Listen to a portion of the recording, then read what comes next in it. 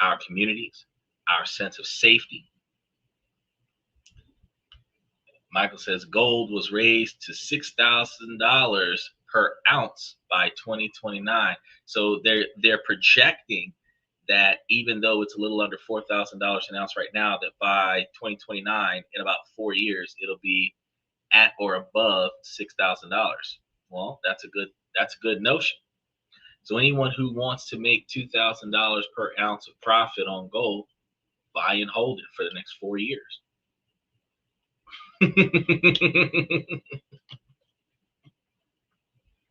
That is, I think $3,000 an ounce is a pretty good increase if you have 100 ounces. But I mean, you're thinking about that increase over the course of 4 years, because we're at 2025, we're creeping into 2026. It's like 3 years and 3 months to gain almost $30,000 off of, well, $300,000 if you did 100 ounces. But if you could only afford like 10 ounces where you only could put 30 grand towards it, and it goes from 30 grand to the 30 or 40 grand that it's at, and gain an extra $3,000 per ounce, it'll likely give you at 10 ounces 30 grand in 3 years, which is like $10,000 a year. So Michael says, glad I bought at $200 per ounce in 1976. Well, if you bought it and held it, it's worth a lot right now. If you bought it at $200 per ounce in 1970, and it's what, $3,800 more per ounce now. Again, if you had 100 ounces or 1,000 ounces and you sold it at current market value, you'd be rich. Well, what if this period of external chaos didn't have to be a period of internal collapse? Because that's what we're worried about. Those individuals who don't have a stockpile of gold in their basement. What if buried beneath all the anxiety there, we had a hidden opportunity? An opportunity not to ignore the world's problems, but to fundamentally change how we respond to them. The government may be at a standstill, but your personal growth doesn't have to be. If you're feeling that mix of anxiety and a strange sense of opportunity, you're in the right place. Because over the next hour or so, we're going to be showing you how to turn this period of uncertainty into your most productive personal growth sprint ever. Now, this isn't about toxic positivity or pretending the real world consequences don't exist. This is about taking back your power. It's about forging a resilience so strong that no political gridlock can shake your foundation. And this is your guide to transforming your political anxiety into a powerful catalyst for unstoppable habits. So, if you're ready to stop letting those chaos calls that is dictating all the shots in your life and start writing your own script, stay with me and we're going to see what happens. He says opportunity is everywhere. Yeah, it is. Sometimes we take advantage of what we think are opportunities and it turn out to be fails. But other times we take advantage of opportunities and they turn out to be successful opportunities. So let's be clear. The stress that you're feeling, it is valid. When you see the national parks and Smithsonian museums are closed, and their doors are definitely closed for an unforeseen period of time, this isn't more than an inconvenience. It's a tangible loss of our shared culture. When you hear that the shutdown is dragging on with no end in sight, that feeling of endless grinding, of the stalemate, is extremely real. And this feeling of helplessness is a core part of political anxiety. Now, we're wired to seek stability. And when the very institutions meant to provide it are in disarray, our internal alarms go off. The constant barrage of breaking news and partisan blaming is the kind of game that creates a state of chronic low-grade stress. This stress isn't just mental, it's physical. It's that tightness in your chest, the tension in your shoulders, the exhaustion that sleep can't seem to fix. It's the difficulty focusing with studies estimating that political distractions costing businesses billions in lost productivity. So this is a pretty huge scenario. And it is not something that's going to go away overnight. This could last us till November. It could take us clean into December if they don't figure something out. So what's the first step? The first step is to give yourself some grace. Acknowledge the weight of the situation. It's okay to feel angry, scared, or frustrated. Those emotions are signals. As one of Forbes' articles suggests, stress can be a sign that something matters deeply to you. It's a call to action, not a state of permanent despair. Michael says, usually if you have enough money to get through the week, most people barely have money to get through the week. They typically advance pay for all of the things that they need to have covered between now and their most recently upcoming paycheck, right? Then when something like this happens, where those people who are getting paid bi-weekly, they didn't get their last check from the weeks that they worked 2 weeks ago. They're not getting their next check because we're 2 weeks into non-payment, which means that they're about to be a month behind on their bills. Come this weekend, they will be a month behind on their bills, because those people who get paid the first week of the month is from the last 2 weeks of last month. And the shutdown stopped people from getting paid at the beginning of the month. We're creeping up on today's what, the 10th, 11th? We're creeping up on the 14th. We're about to walk right into week 3. We're a few days away from walking right into week 3, which means the first 2 weeks of this month of work that you've done, not getting paid on Friday, unless the government starts working on Thursday. So these people are effectively a month behind on their expectations. God willing, they get their money next week, Monday. But if it doesn't happen that way, they will be walking, because this Sunday is the 19th. They will be finishing. Oh, he said 13, Columbus Day. Oh yeah, today is a holiday. Look, so tomorrow is day 14. Well, today is day 14. So we're, like I said, right on into the third week.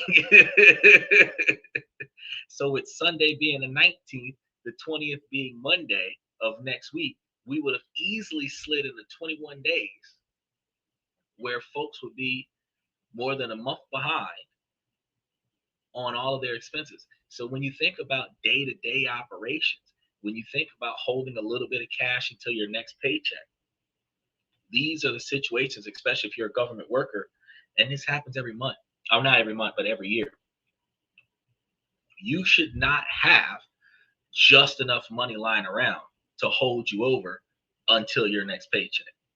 You should have enough money lying around to hold you over for several months in case your next paycheck doesn't come. That's crazy. Time is flying, right? The common response is to get trapped in what I call the cycle of reactive anxiety. It goes like this. You see a stressful headline, your anxiety spikes. You seek more information to feel in control, which leads you to doom scrolling. And this flood of negative info only heightens your sense of powerlessness, which in turn increases your anxiety, and the cycle repeats. You end up informed, but also inundated. Our goal is to break this cycle, not by burying our heads in the sand, but by deliberately pivoting from what we cannot control to what we can. Like I says, that's why you have to have an emergency fund. This world, he said, this would be the time to use it if necessary. Now, isn't it irony though, Mike? We have been over the past 2 or 3 weeks talking about the extreme importance of having an emergency fund. And now we're in a situation where an emergency fund would become relevant for several 100,000 government workers. If I don't foreshadow immediate future, I'm better than Cleo with these predictions now.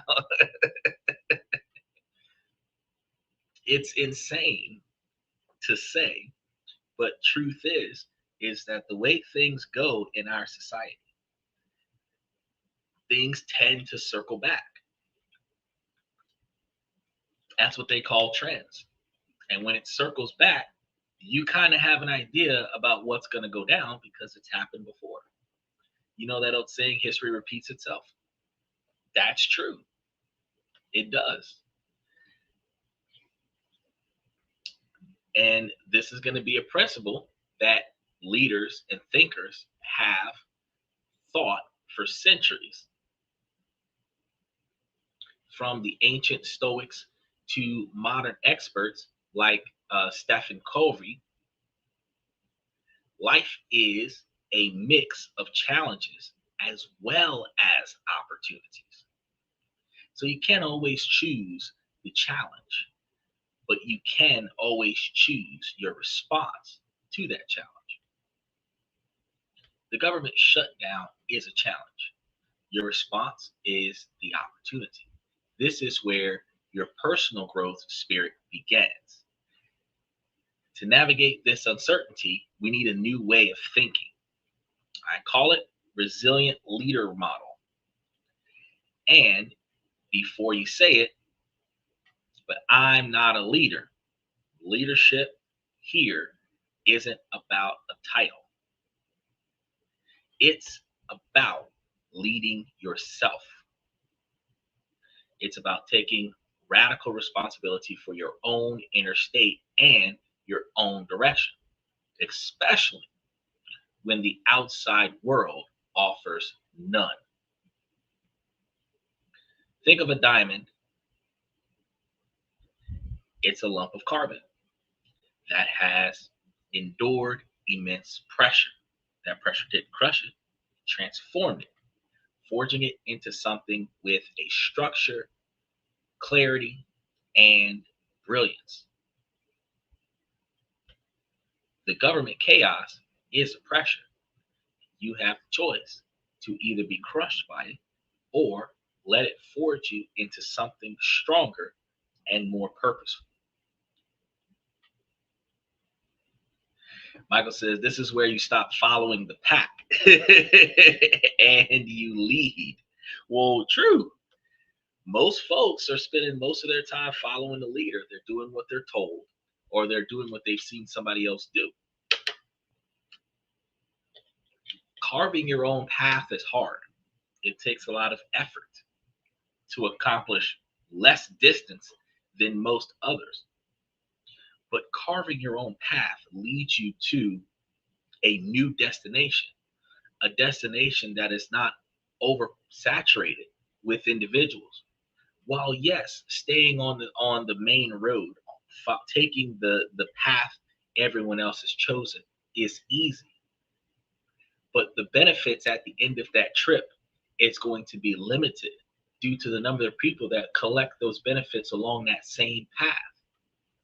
When you go down your own path, you create your own opportunities, which leads you to your own ability to obtain benefits that no one else knows exists because no one else has been on that path. So no one else knew that they could succeed in that fashion.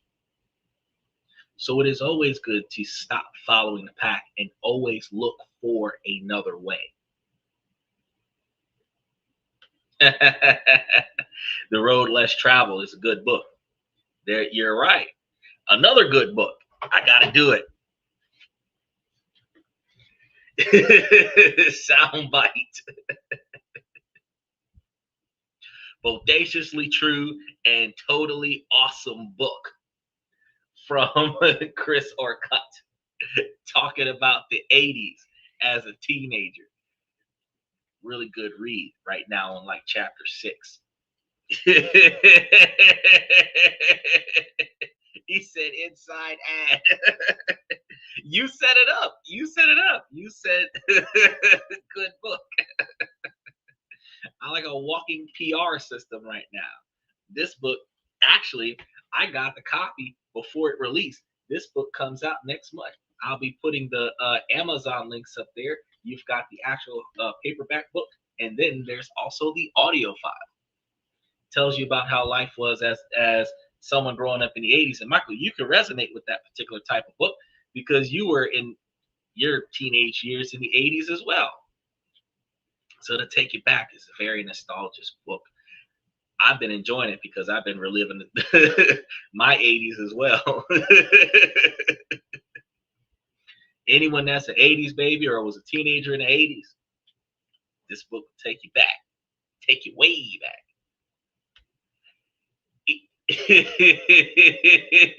Absolutely.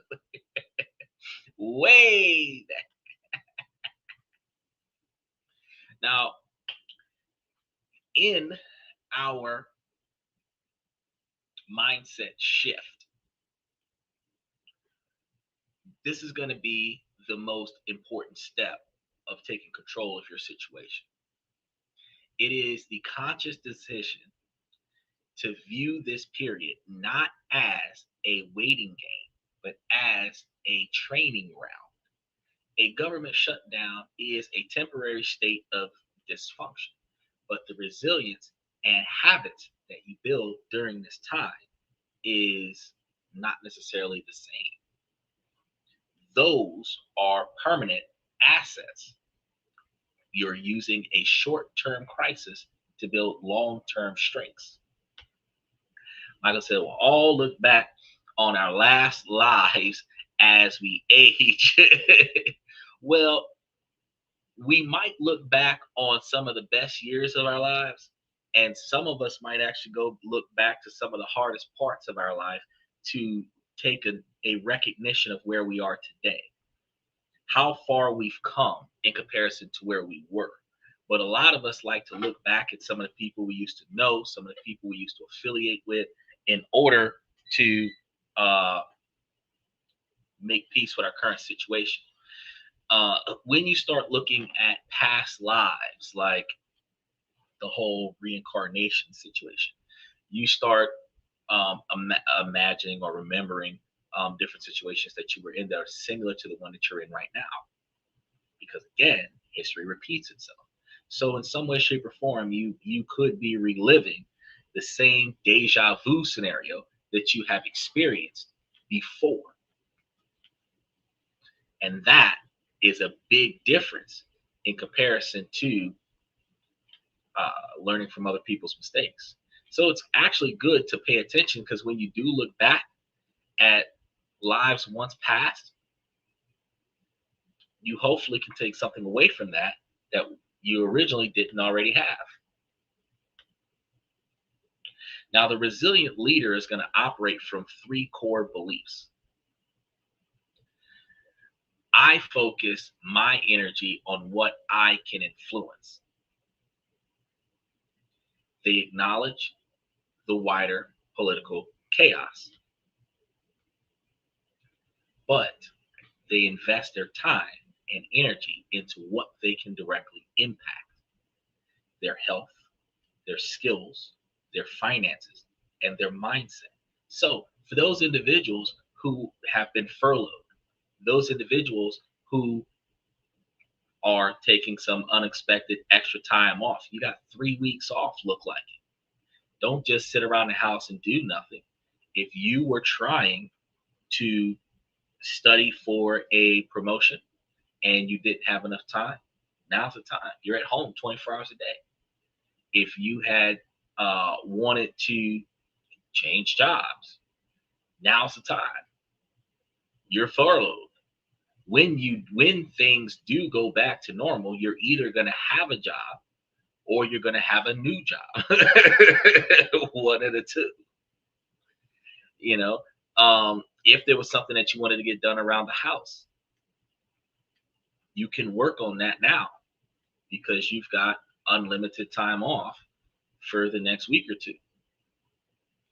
So instead of being overwhelmed with work, you've got time to formulate bonds with your children, your wife, your husband, your grandparents, your parents. But you can also better yourself at the same time. Pick up a second language, use the second language to translate your way into a higher paying position in your job when you do go back to work. Obstacles are raw materials for growth. A shutdown disrupts routines. For the resilient leader, this is an innovation to build a better routine that isn't dependent on external stability. Every challenge is going to be a lesson. So self-care is a strategic necessity here. In stressful times, taking care of your mental and physical well-being is the most strategic thing that you can do. It's sharpening the axe before you chop the wood. It's ensuring that you have the clarity and energy to navigate the challenges effectively. So, adapting this model means that you stop asking, will this end? And you start asking, who will I become by the time this is over? You're no longer a victim of the circumstances. You are a student of this encounter. This is the moment that you stop letting the chaos define you and you start using the chaos to refine you. So the first pillar of becoming a resilient leader is taking control of your mental environment. Right now, your mind is under siege. Regaining control starts with being ruthless about what you let in. And this is the informed, not inundated. And we're going to use this as a principle that we're going to put into action. So I told you guys something similar to this before, that you need to create a news diet. Your mind is like a garden. If you let anyone throw seeds into it, you'll end up with a mess of weeds. The 24-hour news cycle and social media algorithms are constantly throwing seeds of outrage and fear into your garden. A news diet isn't about becoming ignorant. It's about becoming a smart consumer of information. So you want to schedule your intake. Instead of snacking on news all day, schedule 2 short blocks of time to get updates, say 15 minutes in the morning and 15 minutes in the evening. Outside those windows, it is a news blackout. Turn off all news notifications on your phone, all news notifications on social media. Don't go searching for news. And this includes the newspaper. If you've gotten your 30 minutes out of the newspaper that day, that's it. Choose your sources wisely. Switch from passive scrolling to active consumption. You want to pick 2 or 3 high quality, relatively neutral sources. The goal is to get the facts, not the injection of someone else's adrenaline. End with a mental dessert. After your news block, intentionally consume something positive or calming. Read a chapter of a book. Listen to an uplifting podcast like this one, or watch a funny video on Netflix. This will cleanse your mental palate and stop the anxiety from sticking around. He said, growing a garden, you need to weed and water it, and it will grow. Well, you need to de-weed it, removing the weeds out of it, and then water it, and sometimes provide fertilizer to it or compost to let it grow. But you also cannot over fertilize it, because you will kill the crops. If you overwater it, oversaturate it, you'll kill the crops. And if it doesn't get enough sunlight, you can kill the crops. So you have to have moderation. He says, damn ads. Yes, they're going to come, and then I'm going to bring you some, because I told y'all that this book was coming, and I'll come bring it to the live.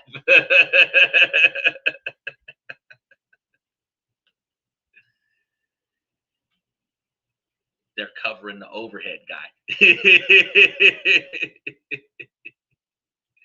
So the next step that you need to practice with is mastering productive doom scrolling. It's way different than playing Pac-Man back in the day. So let's be real. Sometimes the urge to scroll, now that we have information at our fingertips, is overwhelming.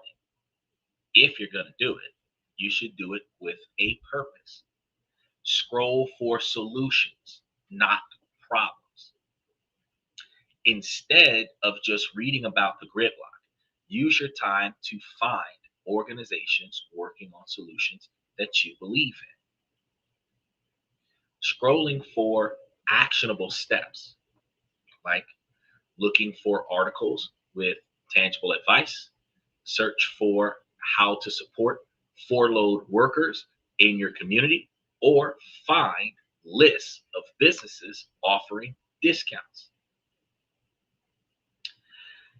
You can start up a loan agency where you're loaning those furloughed workers advanced money until their payday with a percentage of interest, where you can profit off of their loss.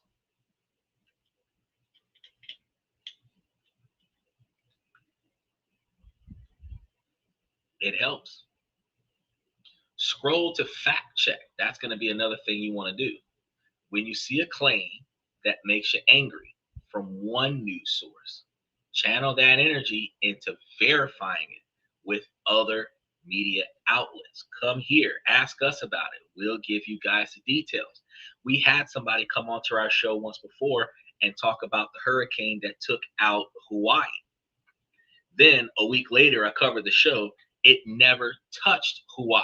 It started in Russia, and by the time it got to Hawaii, it was barely a ripple on the shore.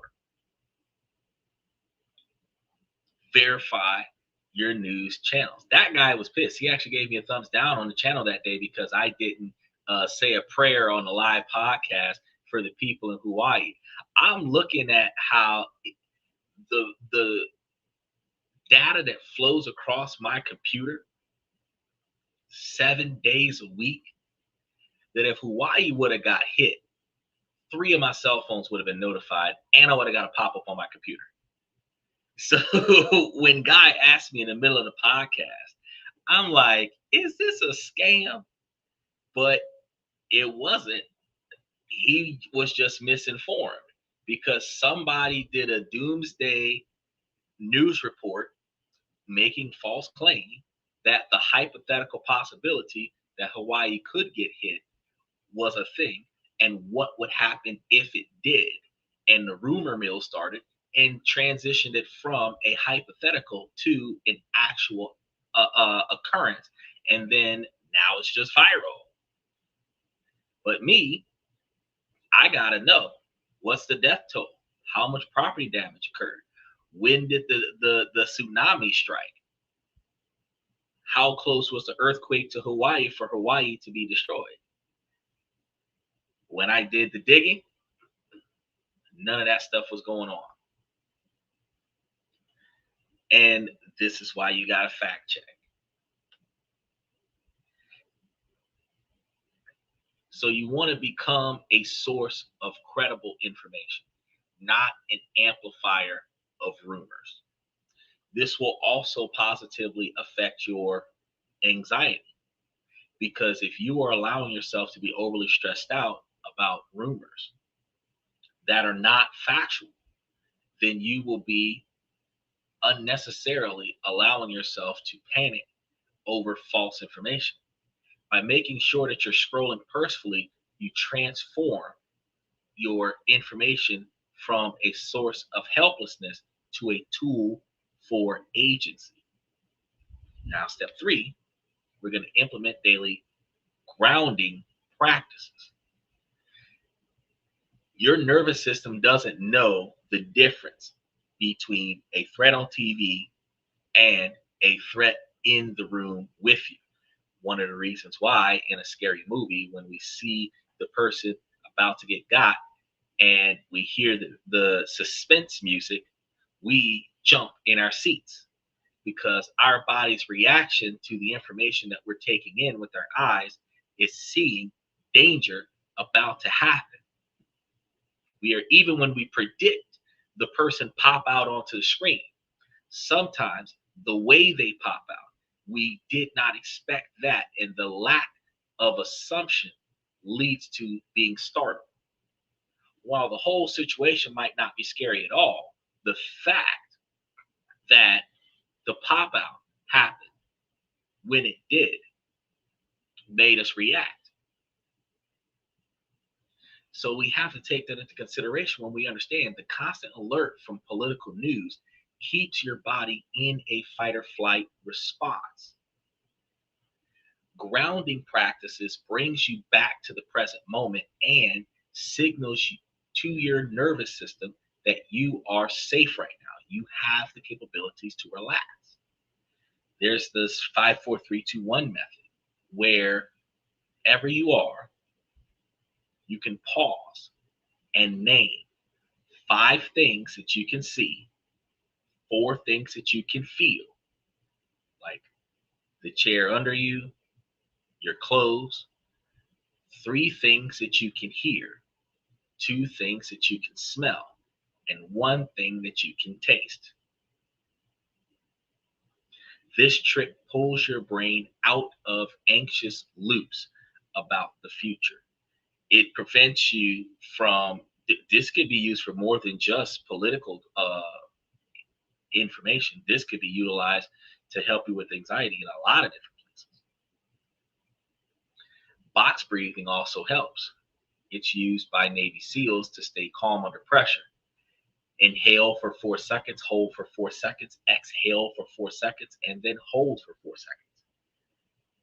Repeat for a couple of minutes. If you can do this correctly, you won't be hyperventilating.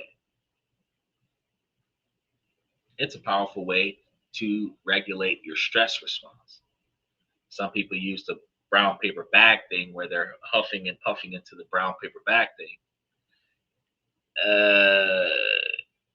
I guess it prevents you from inhaling too much oxygen while you're hyperventilating, because you have a bag full of carbon monoxide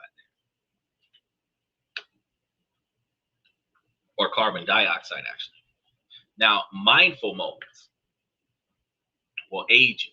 If you go for a short walk, take your dog with you and focus only on the physical sensations. Your feet on the pavement, your breathing, the wind on your face, the sunlight reflecting off of your skin. It's about anchoring your awareness in your body. Okay.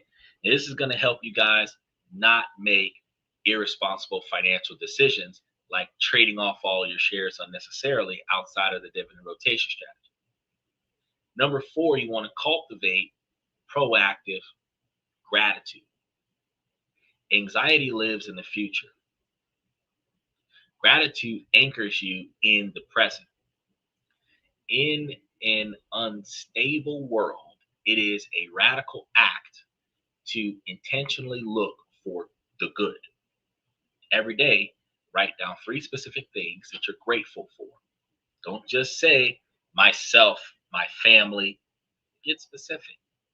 I'm grateful for the way that my partner made me laugh this morning. This trains your brain to scan for positives, not just threats. It reminds you that even when big things are chaotic, you are immediately in a world that is still filled with stability and joy. So if your mindset is the new operating system, your habits are the apps that you run on. They're what turn intention into reality. So during external chaos, your personal routines are anchors of stability. This is how you fire up your growth engine. Now, habit number 1, non-negotiable mornings. How you start your days set the tone for everything that follows. When you wake up and immediately grab your phone, you're starting the day in a reactive, defensive posture.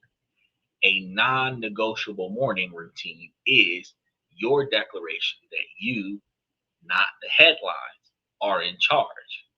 Doesn't have to be long. Even 20 minutes can be transformative. I wake up in the morning and the first thing I do is take the dog for a walk.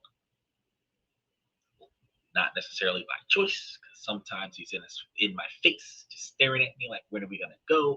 But the fact is that I get out of bed, put my shoes on, grab my coat, walk the dog outside, and then decide, am I gonna go back to bed for a couple of more hours? Am I gonna get something to eat? What is the next thing that I plan on doing in that first 30 minutes that I'm awake? I don't just immediately wake up and go look for the phone and see what the headlines say, see what the stock market says. Actually, I check the stock market after 4 o'clock in the afternoon a lot of the times, after the stocks have settled. Another thing you can do is hydration. I've been doing that all day during the show. If you drink a full glass of water before anything else, you will find yourself with a little bit more energy to focus, to make more decisions. He said, remember to like and subscribe. There's a soundbite. There's a soundbite. He's got ads. Now, movement. This helps more than just regular movement, just like walking to and from the living room. He said, bet you look at YouTube first.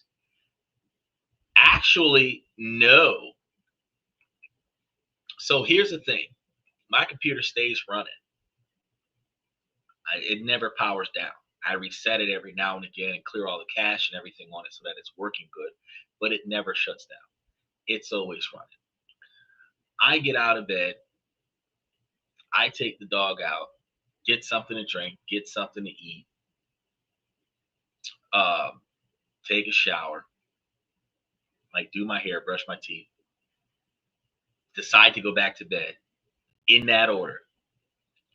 When it is time for me to start working, I get up out of bed, and when I sit at the computer, the first thing I do when I sit at the computer is look at YouTube, because it is the last thing on the screen when I get off the computer. And then I go do my job. So you would think, oh, I'm checking views, I'm checking how well my videos did. No, really. If I'm gonna check something, I'm gonna check my bank account for direct deposits. That'll be like the first thing I look for is, did I get paid from the promotion that I did of this book?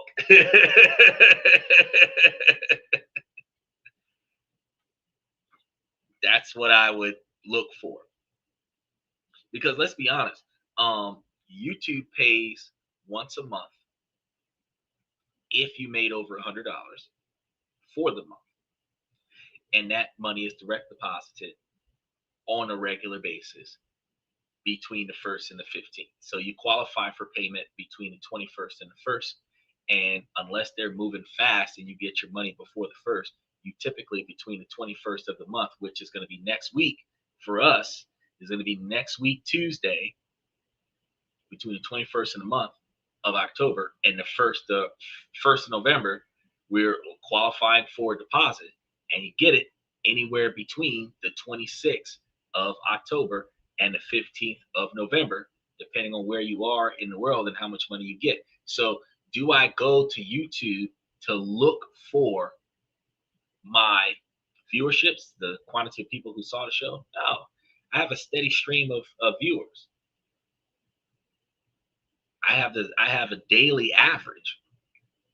So there's no reason to go check that.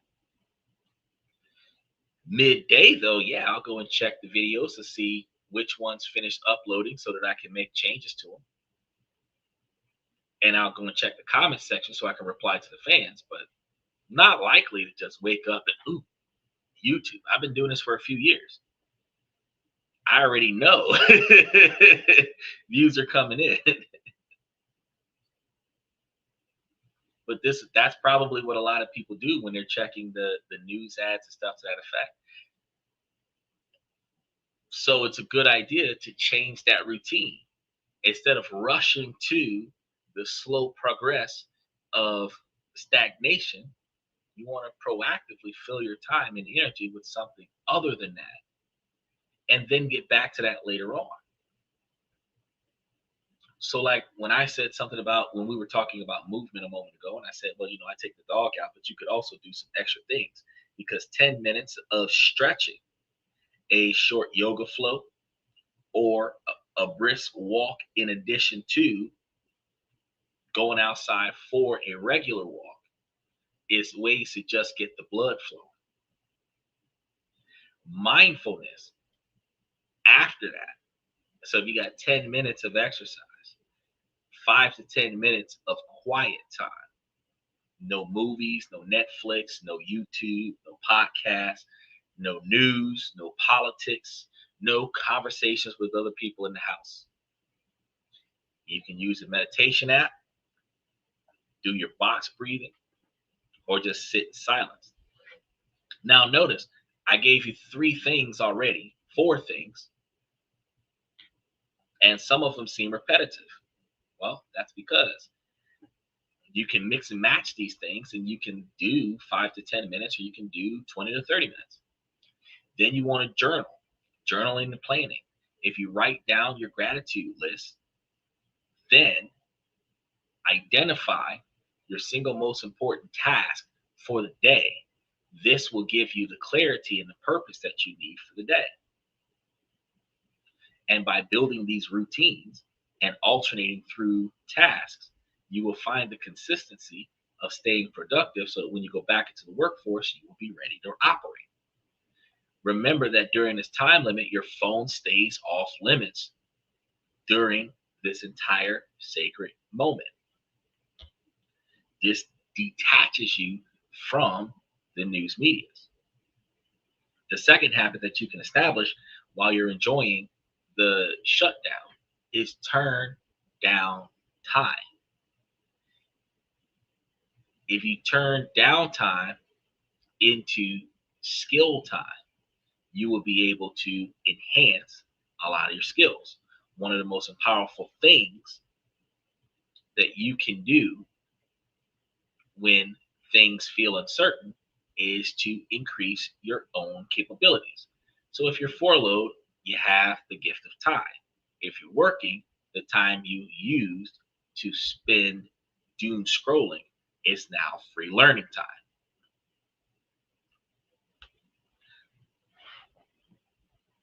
Whew, that hurts. He says, always keep some paper and pencil by your bed. Sometimes the best thoughts come in your sleep. You need a composition notebook, a pencil, and an ink pen.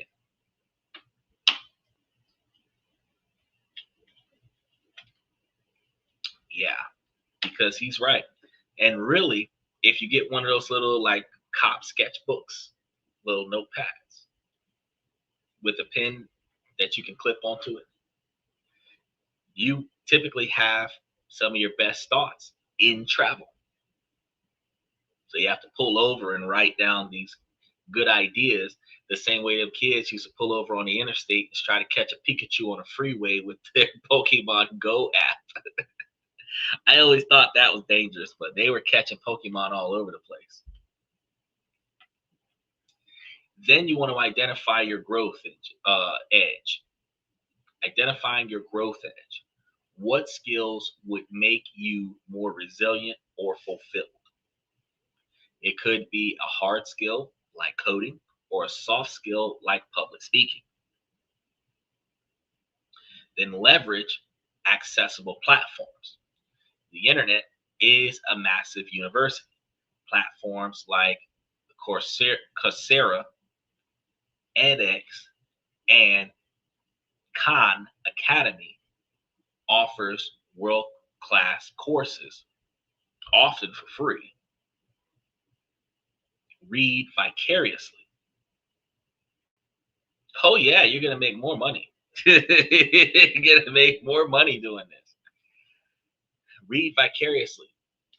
Commit to reading for 30 minutes a day. Here we go again, because I'm going to tell you biographies of people who overcome adversity. Books on resilience. I didn't plan for this. I just want you to know, Michael, this book just came in handy with today's topic because I wrote today's topic just freelance off the top of my head yesterday. And then I'm like, wait, this book is a good, just throw it in there.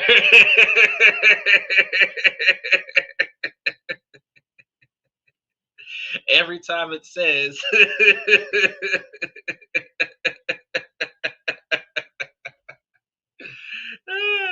every time it says biography, book, read,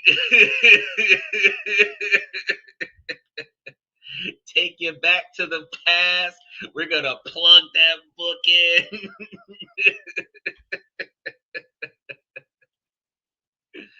Chris better love this. I'm going to send him a link to today's show and be like, bro, I talked about, I threw this book in every 5 minutes for 58 minutes.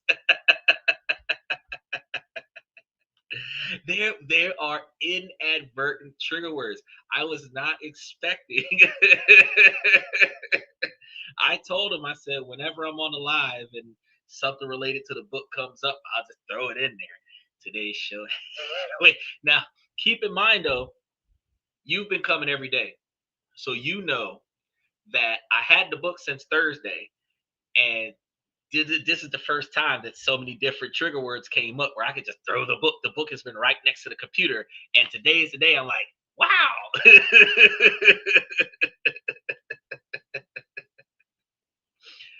Oh, but reading 30 minutes a day, biography of people who overcame adversities, books on resilience, or a deep dive into a subject that fascinates you, it all expands your perspective. So by committing to learning, you're making a powerful statement. My growth depends on my commitment, not my government. Remember, I said that earlier. I have made it a habit to do research since as far back as 2010. I'm always looking things up. I cannot sit back and watch a movie on Netflix without doing a side by side and start Googling stuff, start researching things. And it starts off with the what if question.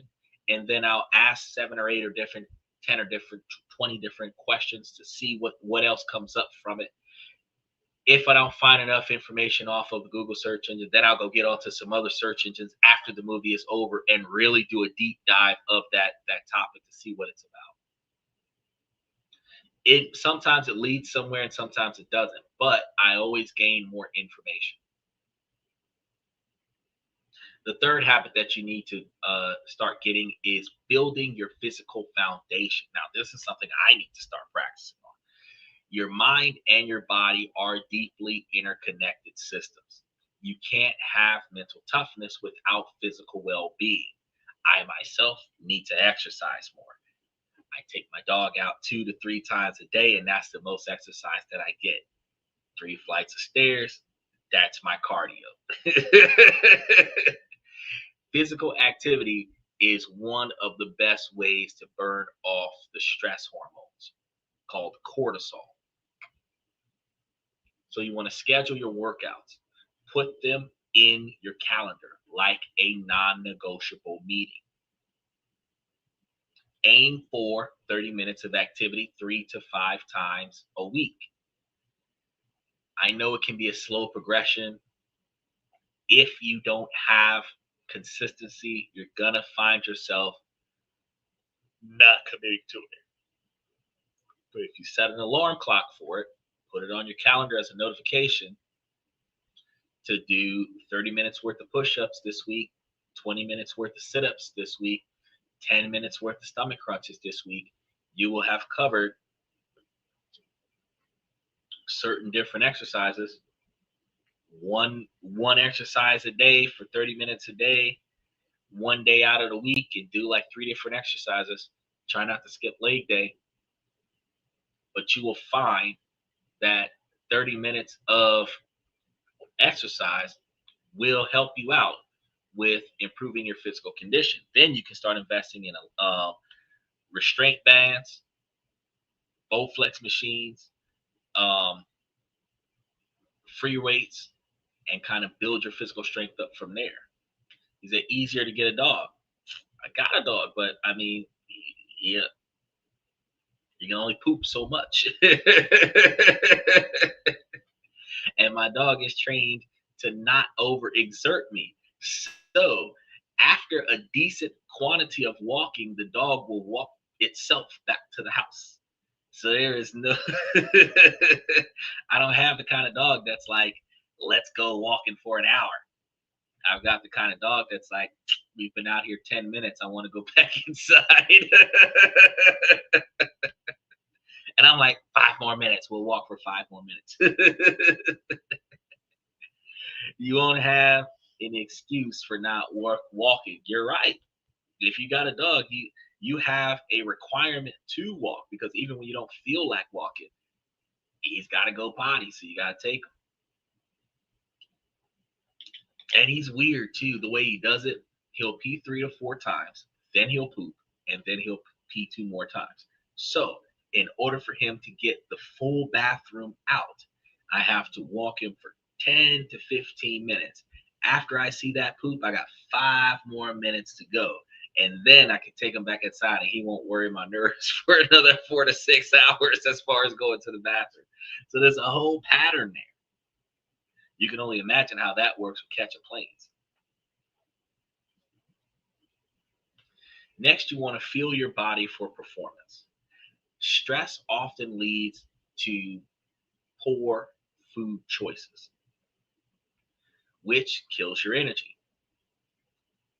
Actually, having a keto diet allows your body to build natural energy, which allows you to have more energy to focus and more physical capabilities to perform. Artificial sweeteners allows your body to have unnecessary quantities of sugar. Then your body stops producing sugar. Then when the artificial sugar is burned off, you have no sugars left in the body. Then your body starts shutting down until your body's natural sugars are produced. So if you focus on whole foods, think of food as fuel in your growth sprint. Things like fruits and vegetables, peanuts, things that will replenish your bananas. These are things that will replenish your body after a hard workout. Then prioritize sleep. because sleep is not a luxury. It is a biological necessity for mental and physical repair. If you aim for 7 to 9 hours a night, you'll be able to create a wind down routine and keep screens out of the bedroom for the hour before bed. And this habit will create a positive feedback loop. So when you care for your body, your mind is clearer and it'll give you more energy to learn and grow, which in turn reduces anxiety. Michael says, right hand and on your head, left hand on your belly. And that was backwards. Right hand on the head, left hand on the belly. Rub your tummy and pat your head. Not a full bucket of KFC chicken, 6 candy bars. Sheesh. Actually, we like Popeyes. So we actually go to Popeyes. Popeyes is, at least here, less greasy than KFC chicken. The KFC chicken is spicier than Popeyes chicken. So if KFC and Popeyes was to merge their franchise together for the ultimate chicken, that would be really good. But this is how you would build an unstoppable moment.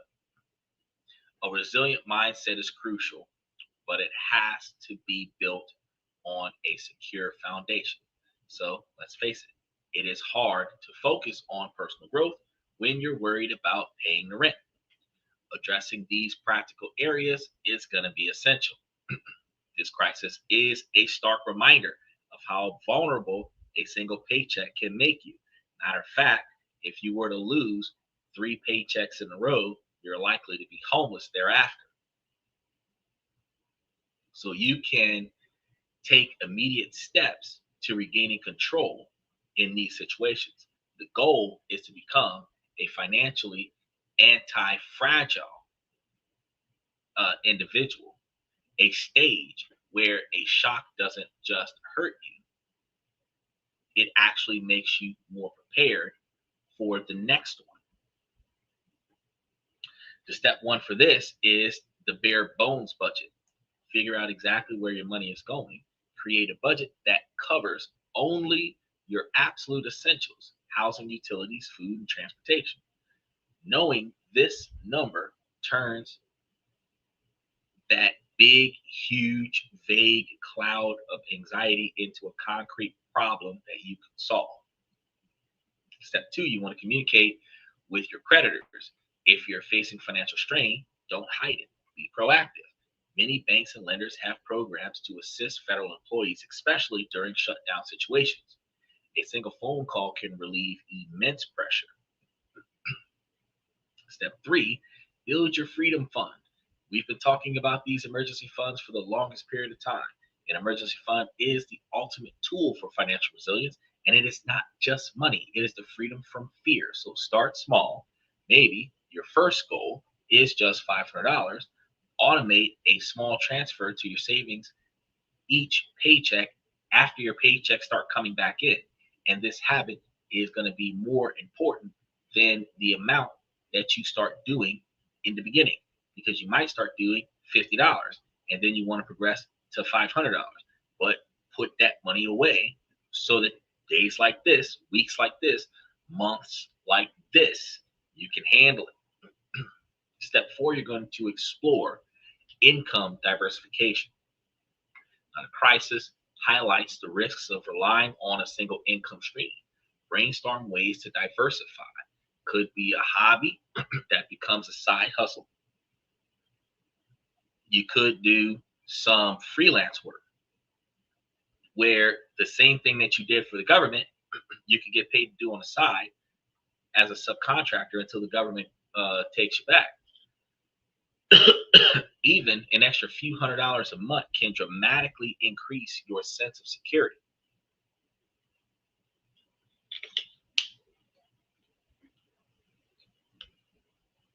CDL license will take an average 6 weeks in school, then 6 weeks with the mentor, and will start getting paid after your first 6 weeks. So you're saying like roughly 18 weeks to get yourself started, but the government shutdown is probably only going to hold you back for 2 to 3 weeks, maybe 6 weeks at the most in worst case scenarios. Not likely going to have 18 weeks of government shutdown. Because that's terrible. 18 weeks of government shutdown, you start getting close to half a year.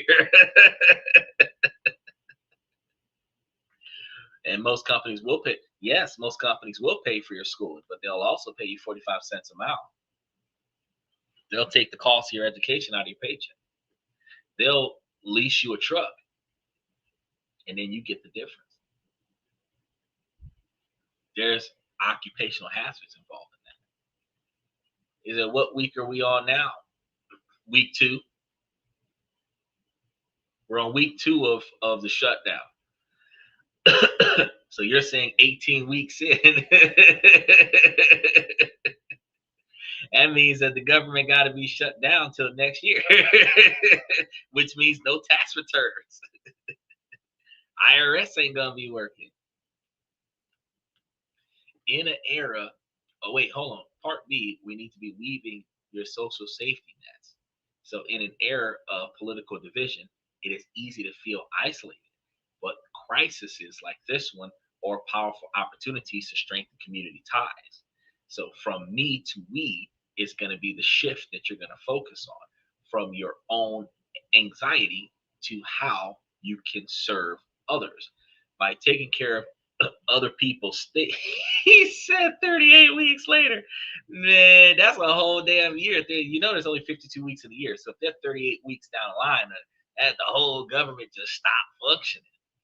And people who are making money, non-government workers, they're gonna be the richest folks in the blue collar market right now, because the government workers are one step away from destitute. So remember, from me to we, we're gonna use this shift. Helping other people takes your mind off of your own problems. Check in on your neighbors, especially if you know they're federal employees. Offer to babysit or just lend an ear. Supporting others is one of the best ways to counter feelings of helplessness. It also aids in building the type of network that you can utilize down the line. Curate your inner circle. Your social environment matters as much as your immediate environment. Most of us Gen Zs, or not us, but y'all Gen Zs, because we're Gen Xers and baby boomers, you guys need to put more effort into building your network so that in times of business need, not necessarily personal need, you can leverage somebody that you know to aid you in overcoming that obstacle. Yeah, especially if they're old. So intentionally spending more time with people who are supportive and optimistic is better for you. Then you want to set non-negotiables with those who constantly drain your energy with negativity, so that you don't have as much negativity in your life. Then you want to engage in community actions because you got extra free time to do it. Find a local group that makes a difference. Volunteer at the food bank, which might see increased demand, and they might actually give you some free food on top of that. Taking collective action reminds you that you're not alone and that together you can make a difference with other people in your community. Building better relationships with your community gives you less stress in your community because you're less likely to have people take action just to spite you. Talking deliberately is an action that will strengthen your financial and social resilience and creates the stability needed for all other growth to happen. Theory is not anything without action. So theory is going to be nothing without action. It takes us back to that statement that faith without work is dead. This is how we turn the ideas into real daily actions, building momentum until they stick. always putting your effort into something until it sticks. You just work at the community center for lunch for $7.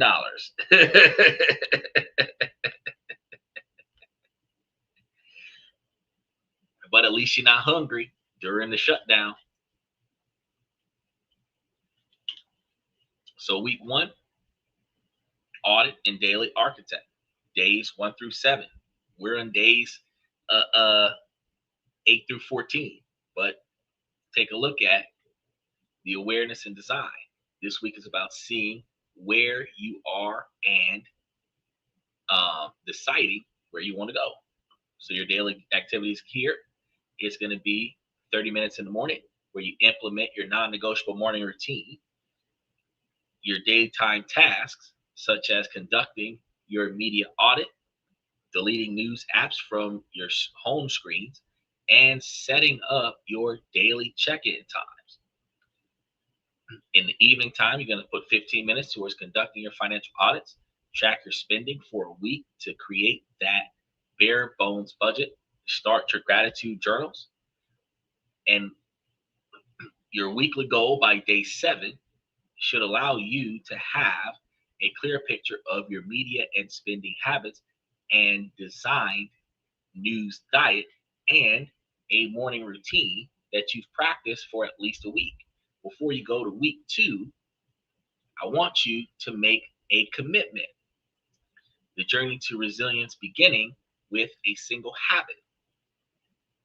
Now, in the comments below, I want you guys to write down one habit from the video that you are going to get started with.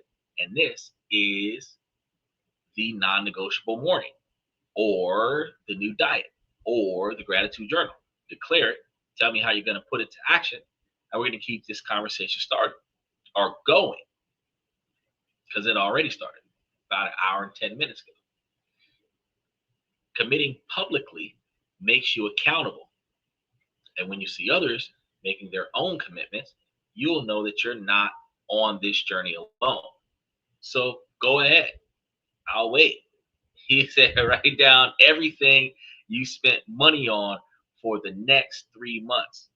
The budget, the bare bones budget. That is fantastic. That is fantastic.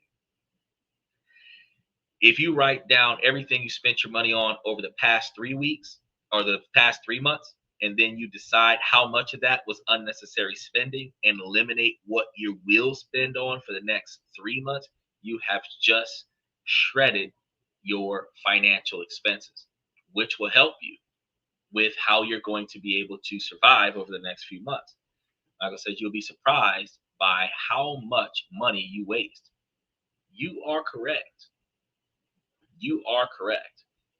Those of you who actually pay attention to your impulse buy, you will come to find out that you waste way too much money on things that you shouldn't, just to entertain you in the moment, where it's not necessarily going to last much longer than a moment, like literally 5, 10, 20 seconds. Week 2, which is where we are right now,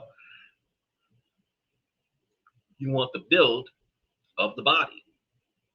The theme here is going to be habit installations and physical fortitude. You're going to remember this week is about building the engine. Your daily actions here is going to be continuing your non-negotiable mornings with your morning routine. It should start to feel more automatic now. Your daytime tasks are going to be about the same. Installing your learning habits and block out 30 to 60 minutes in your calendar for those learning habits. Choose your platform or book. Start reading.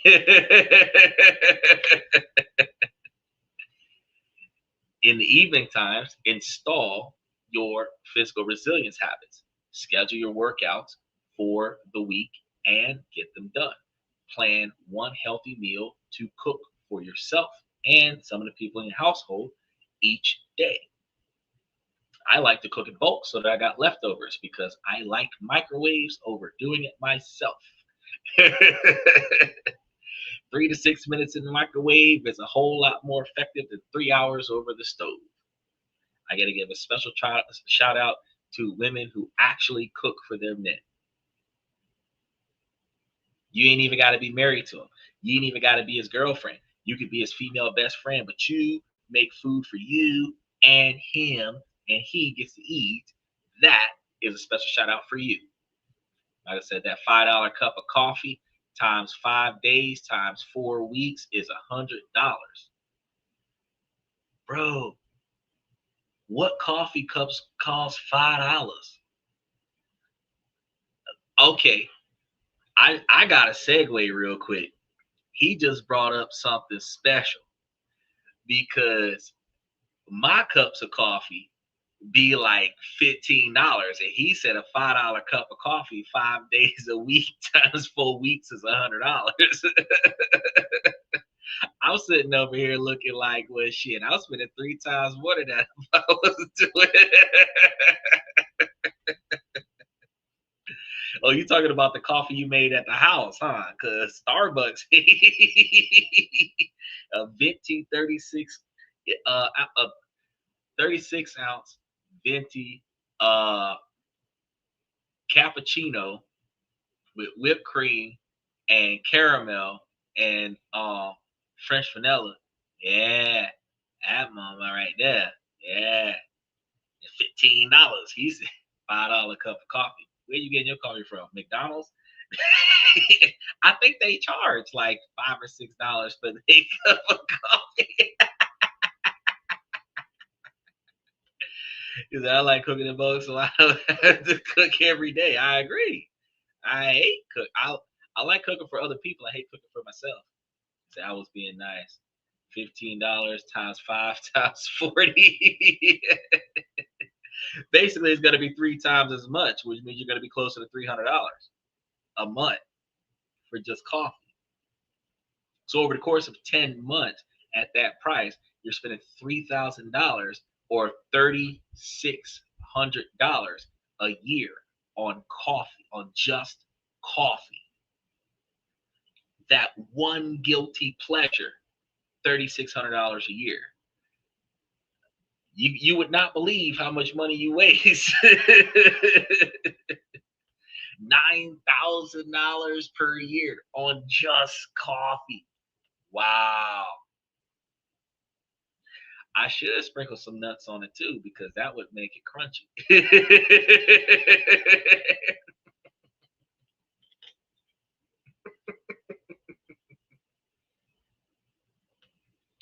That's a lot of money on just coffee.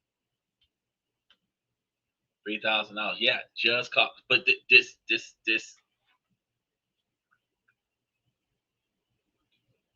That's what we don't pay attention to. And that's if you're only getting one coffee per day, 5 days a week. It don't seem like nothing, but yeah, no excuses. You got to shave on that budget.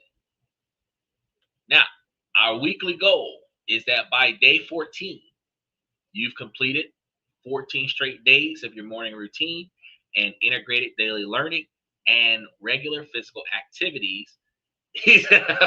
Coffee. I got the Two Rivers coffee, freaking $23 a box. I got the Two Rivers coffee that I usually drink. I've actually been dialing back on the coffee because of the coffee, cream, and sugar that I intake, and then I end up with either insomnia or crashes from all the coffee I consume. So I try to do less coffee. I also found out though, when I do coffee, if I was to throw in a little bit of protein powder on there, the protein powder will stretch the effects of the caffeine, which would allow me to stay up longer off of 1 cup of coffee, which allows me to drink less coffee.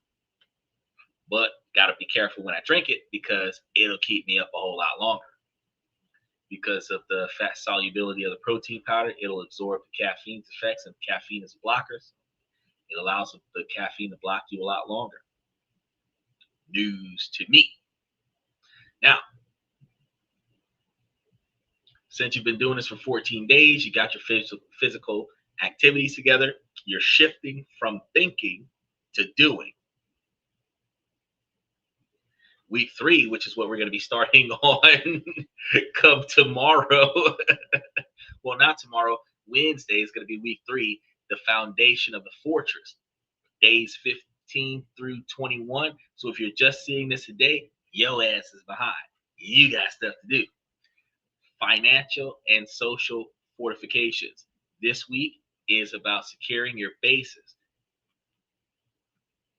You continue your morning routine, noticing the cumulative effects. It's starting to get easier to do. What's his question? What he is really saying, he's got to pee more. Way more. Right before the podcast and right after.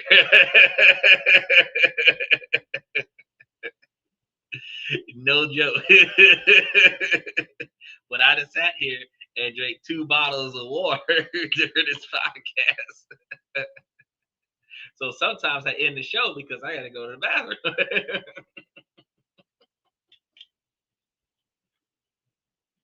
But now you've continued your morning routine for 2 weeks already. You're going into week 3. You should have noticed the cumulative efforts. You should start seeing a little bit more core. You start seeing a little bit more definition where you used to see some flab. You start feeling a lot more energy, getting a lot more oxygen, feeling more rested. Your daytime tasks now is going to be executing your financial plan of action. You're going to make calls to the creditors if you need to. You want to set up the automatic transfers to your freedom fund for when you get some money. And then in the evening times, you want to execute your social resilience plan. Each day, reach out to one person in your inner circle, plan one act of community support for the upcoming week. Don't tell the other person that you're giving them sympathy. You want to just set up something where you can go over there and help them paint something, help them wash their car, help them with the kids, something. And make that a thing. Now, the weekly goal by day 21 is that you have taken real action to reduce financial stress and have intentionally strengthened your social support systems. Your foundation is more secure by week 4. God forbid we should not be in a week 4, but if we are, the integration and the ascent between days 22 and 30. The theme here is making it last. This week is about integrating the practices into your identity where this becomes your permanent routines. By the 4th week, your routine should have become part of who you are for the morning. Your daytime task now is going to be reviewing and refining, meaning improving and changing things that didn't really go the way you wanted it to go. So look back at the last 3 weeks, see what's working, see what needs to be adjusted, double down on the habits that are giving you the most energy, and continue to repeat. Your evenings are going to be planned for the future. This spirit is ending, but your journey is beginning. You're not going to have to worry about what's going on in politics when you're focused on what you got going on in your personal life. So, how will you carry this momentum forward? No matter the political climate, if you set one clear growth goal for the next month, you will find yourself achieving a lot more things along the way.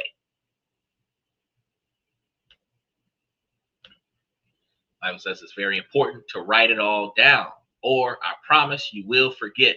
Here's the easiest part that you can recognize is that when you do your journaling, you don't just talk about how you feel. You talk about what you've done. So if you don't want to talk about your feelings at the beginning of your journaling process, you can jot down the things that you want to make a habit of. And then step 1 habit is to go to that journal, which means that you will be able to remember this is what I did on Monday, this is what I do on Tuesdays. And if you have a calendar of it, everything being written down, he's right, Michael's right, it does make your life easier.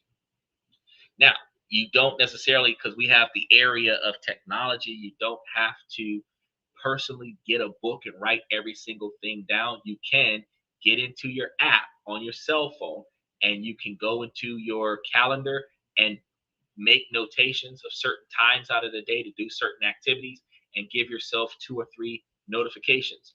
One the day before, one an hour before, and one 10 minutes before, which will let you know that you've got stuff to do.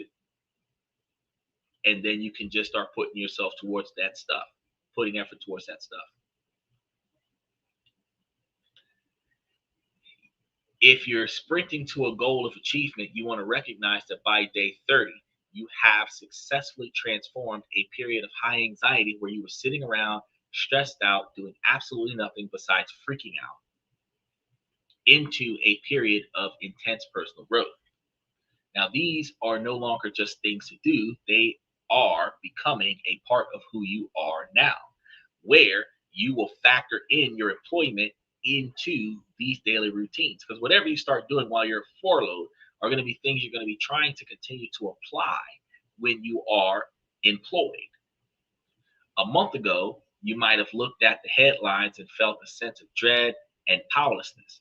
Today, after 30 days of focused efforts, you can look at the same headlines and feel something different. The external chaos might be the same, but your internal reality has been fundamentally altered. You have proven to yourself that your growth doesn't need permission from external stability. You have to learn how to be informed without being inundated from whatever's going on in the world. You have to build an engine of powerful habits that create stability from the inside out.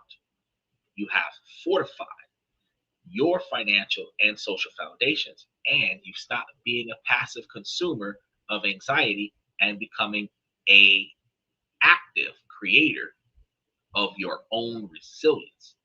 So this government shutdown, like all crises, will eventually end. The political ties will shift, but the strength that you have forged, the habits you have built, and the mindset you have cultivated, that is yours to keep forever. You took a period that cripples most people with anxiety, and you used it as leverage for your own evolution. You didn't just get through it, you grew through it. You are a diamond formed under pressure. You are the resilient leader of your own life. He said, tune in by tuning out. That is true. And you are just going to be getting started by taking the advice from us from the show today. It is a huge change that a lot of people need to see and experience. But it takes you to proactively put it towards yourself. He said, congratulations, here's a participation ribbon.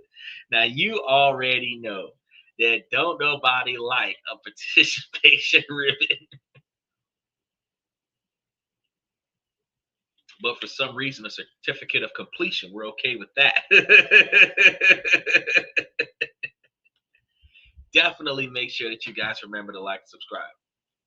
Now, before we walk out of the show tonight, tomorrow, we're going to be talking about ways to make money for you so that you have more money to spend during, and we're going to be talking about ways to make money online so that you can put your money in different places so that you have more money coming in. Then I'm going to be setting it up later tonight, early tomorrow.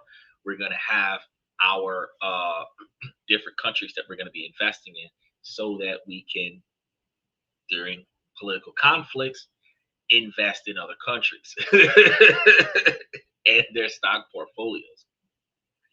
we have to figure things out for ourselves. Always look for another way. With that being said, I want to say, ladies, thank you for coming to this and that.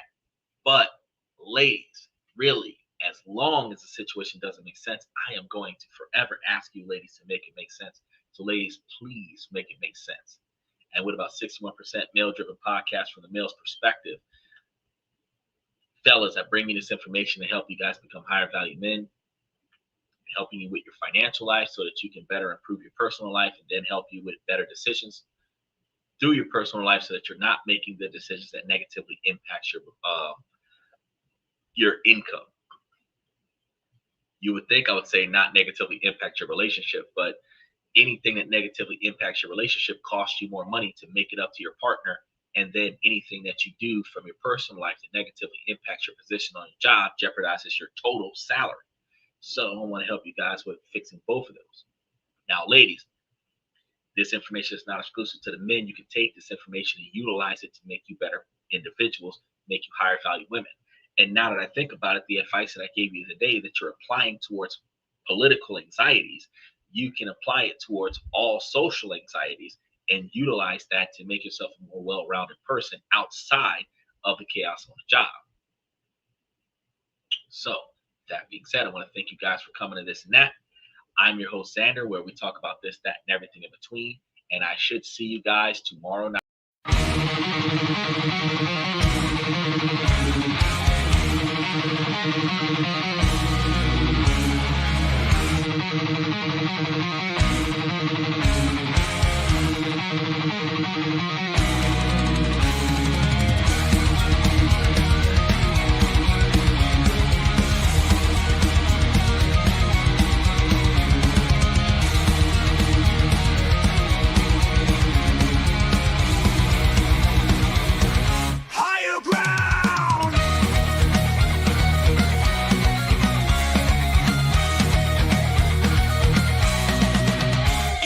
Chase validation, now I validate myself.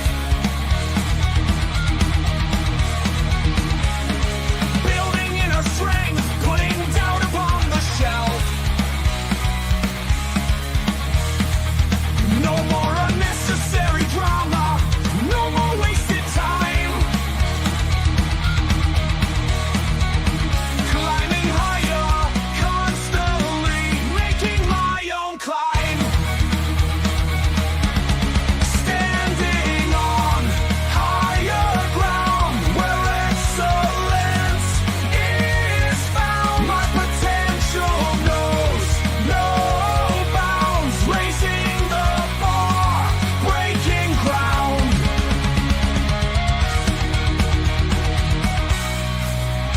My network is my net worth. Choose your company wise. Surround yourself with eagles, not with sheep in disguise. Every interaction is a reflection of my brand. Quality over quantity, that's my personal command.